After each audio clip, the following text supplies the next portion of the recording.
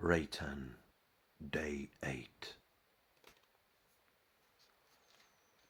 Arise, Sir Duncan, as henceforth thou shalt be known. Sass began the day with ceremony.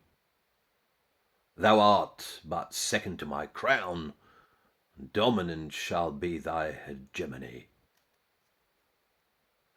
The knight stood haughtily aloft in a dimly lit cold throne room, dressed in gold thread tunic, soft and handsome, swathed in perfume. Ignorant of Reytan's presence, though he was their only witness, jesters to him were plain peasants, courtyard fools, and Sass's sickness. Reytan's hatred and mistrust foamed beneath the faint exterior. Fawn upon the knighthood must all impecunious inferiors. He peered outside into the void, seeing blackness bathed in white, feeling desperate to avoid piteous arrogance of the night. A numbing wind had now cocooned the castle walls in every part, and the freezing winter's brassy moon felt much colder than a preacher's heart. Every creature of the wilderness nestled in its hollow haven.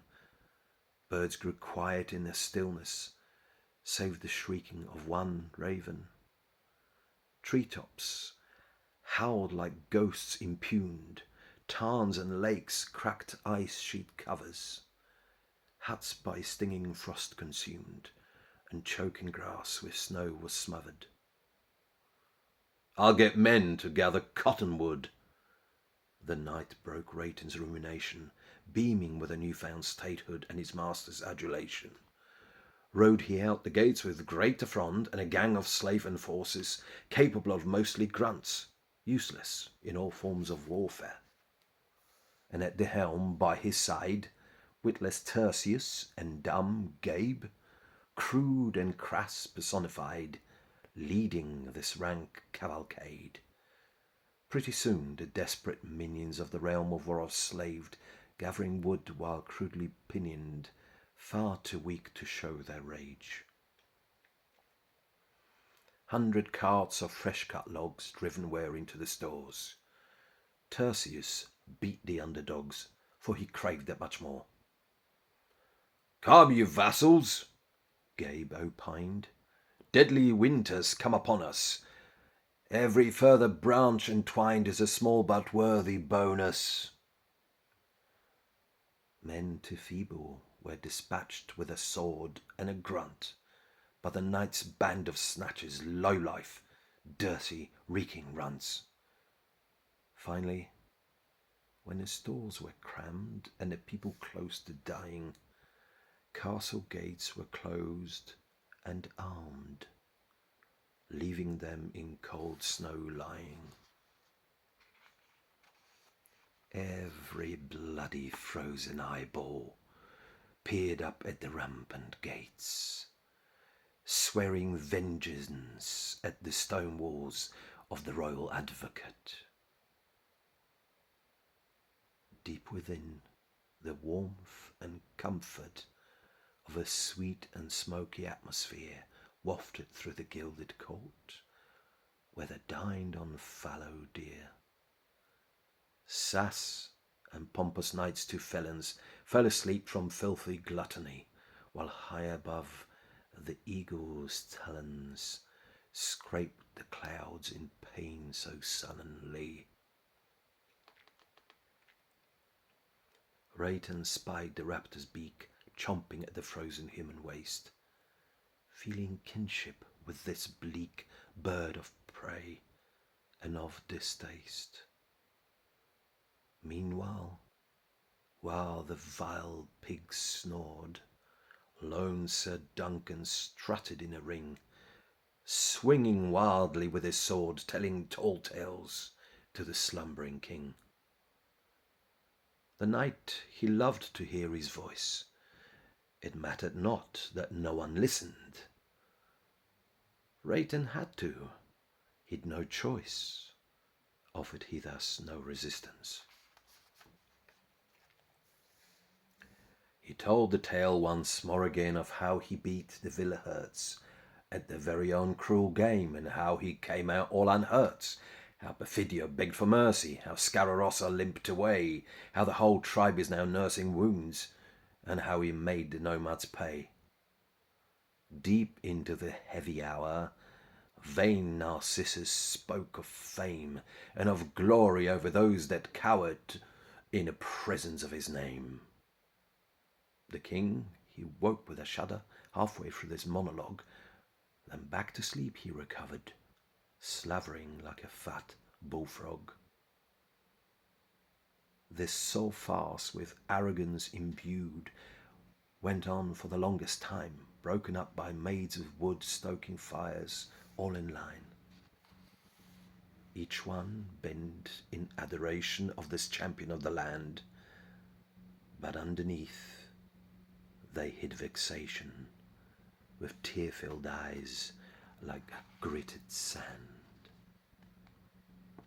Every living sentient entity that had luck to still have life loathed the night with much intensity, and vowed to end him with a knife. Reytan's heart was too now warmed by the flames of these poor maids. He was too of hardship born, knew he why they were afraid. Just as duteous had to be as not bred from royal blood, doomed to serve nobility, for their veins they flowed with mud. Reytan's head was filled with strain, just as much as every bone. Viewed he Sass with much disdain, and often sat he in his throne. The sunken eyes within his head, oft they filled with heavy tears, writhing painfully in his bed, torturing him for many years. His breath was shallow. He felt old. Raw ambition gave to peak. Sanity was tough to hold when his brain was so damn sick. And every sinew of his body tried to brush off maiden's smarts. Best to listen to nobody. Best to not have a kind heart. Reytan looked down at the floor where a single cockroach roamed. It must have travelled from the store. When the wood got mixed with corn, he watched it move out of the shadows right into the light of fires, then crawl across the leather bellows, moving like a haunted friar. 'Twas dressed in finest garb of brown, with the longest pair of whiskers, hissing with the meanest sound of a rabid, pungent whisper. And lured by brightness of the blaze, it got too close to its flame, where it stood in awe and daze as it caught its legs aflame. Reytan watched it burn to black, without showing any passion. He could not bring its life force back, drained of pity and compassion. All around him, beauteous beasts full of grace and high regard, while he demanded less than least.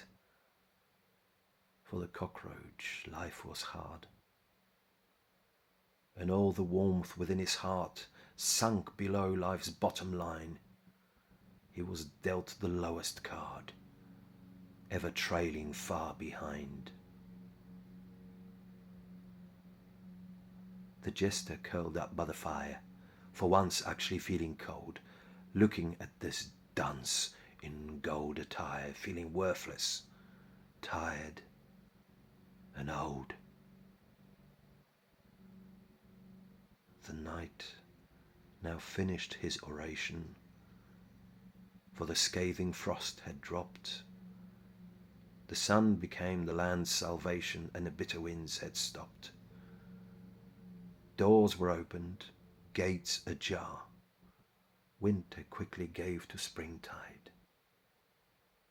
The air outside, near and far, soon became as warm as inside. The king had woken from his sleep just in time to trudge to bed, and Reytan looked out of the keep to see fields of molten dead.